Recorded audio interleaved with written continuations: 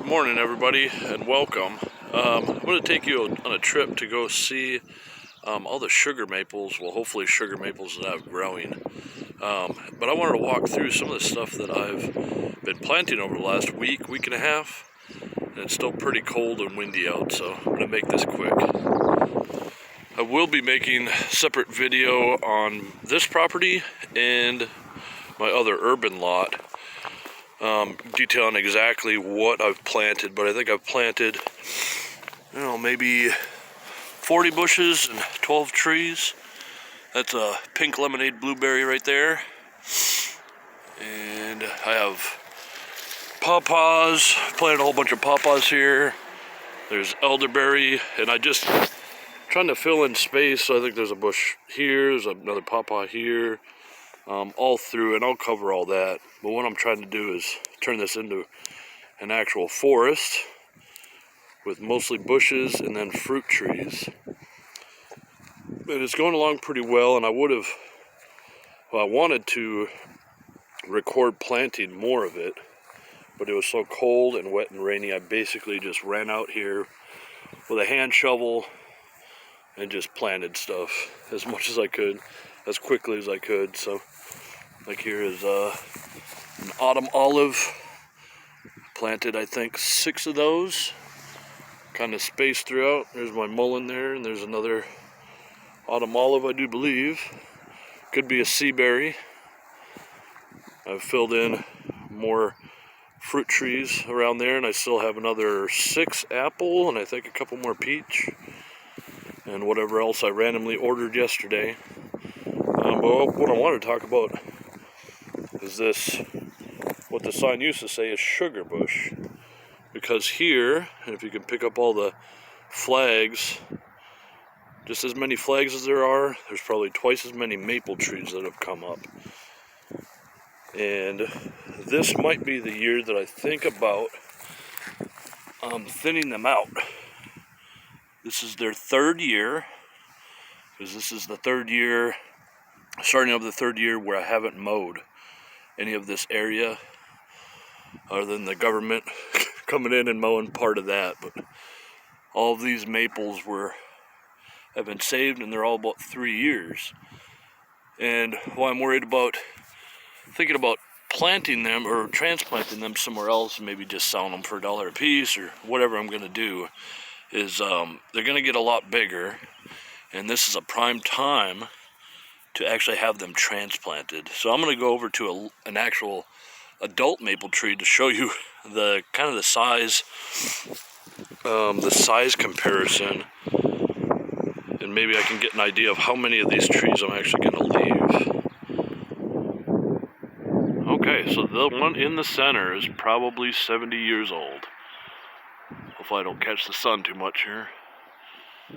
Then the one off of it is, I'm guessing, one that ended up rooting and seeding, another probably 10 years later, something like that.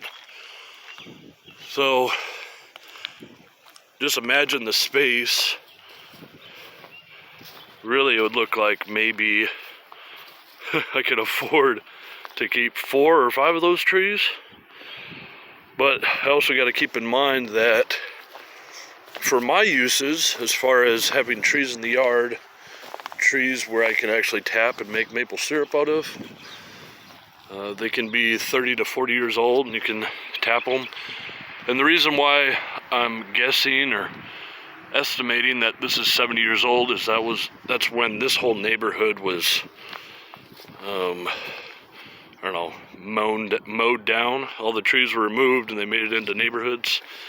So I'm guessing that was around the 60s, right around there.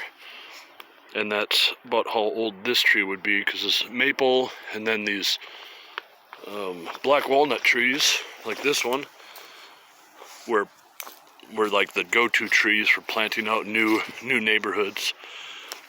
So I just want to show you the size comparison as I trip over my little line here. So that kind of brings me back to the topic of when should I take these trees out? And it'll probably be in the fall. I could, maybe if it got a little bit warmer tomorrow, I could come out here and start taking them out, but we've had, because this is Indiana, so we've had multiple warm days of over 50, 60 degrees. Then today, of course, I woke up and the ground was frozen. But they've already started to start waking up. You can see how much greener the grass is. I have strawberries that are starting to wake up. I'll show you those. I haven't seen any asparagus yet. There's some creeping Charlie too. So that's why I'm worried. You can see the onions in the back. So those have already woken up, and I've seen garlic all over the place. So I think I kind of missed the timing on that. But some of these are fairly small, like this one here. And a lot of these I could just wait until the fall and transplant them somewhere else. Maybe do some more guerrilla planting randomly. I'm not sure. But it's something to look forward to. And of course, like I said, I'll make separate videos showing you where I planted all these bushes. I'll tell you what that is. So stay tuned. Now that I'm out of the cold, I just wanted to mention one more thing. The idea of having a coppice system of maples was part of what interested me in that one area. I was thinking I could just have them grow up. And then in a couple years I could just cut them off and have them regrow and things like that. And I might still do that because there are other maples that have sprung up and several other walnut and a whole bunch of other stuff. And this year in the backyard is going to be really interesting to see which trees actually show up, because they've been too young for me to really recognize or identify. So it's kind of a plan that at least I have all year, because if I do want to make it into a nursery situation, I might be able to do the nursery thing and do the coppice thing. And just to kind of get a feel for the space, because I have a whole lot of pine trees that I still have to be planted around the borders. Like I said, there's still plenty of more bushes and all sorts of things that are coming up that I ordered that are coming in. So it's kind of cool to see how as the land changes and trees just spring up from seed, now that I've let the ground become wild again and revert back to a forest. It's interesting to see what kind of options the land gives me, basically. So thanks for watching, and I hope everybody's enjoying their spring, and I hope you weren't outside planting like I was, because it was pretty frigid. Alright, well, you take care. Bye-bye.